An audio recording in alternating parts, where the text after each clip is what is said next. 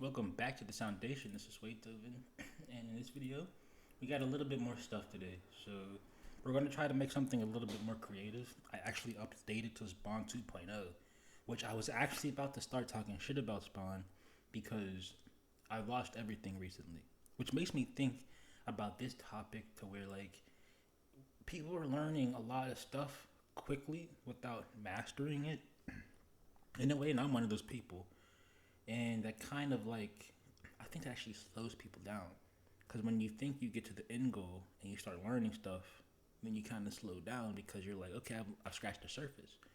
So it's just like in terms of like YouTube producing, it's just like you'll learn how to make a beat, produce a beat, and then what to put on your master, and then that's that, and then you'll be okay with that probably forever. You know what I mean? And there's always going to be something better to do. Feel me? And I think about that when I listen back to my songs, and it's just like, yeah, like if the vibe is right, the beat's right, and I can put down some lyrics just like that, and I'll even try to mix and master it, and it's just like I'll be okay with that. I'll be okay with listening to my own song, like on YouTube when I'm driving back home. But I want it to be even better. You know what I'm saying?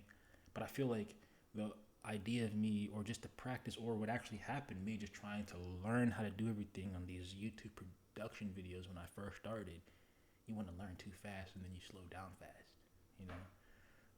That being said, it's just like people start to download. It's almost like a mind control thing. All these plugins that they think they need to get, which they probably don't even know how to use certain functions of plugins, or what really makes those plugins unique, only because they think they really look cool. Because that's how I would get plugins. I would get plugins because they look cool, and this is one of them actually right here.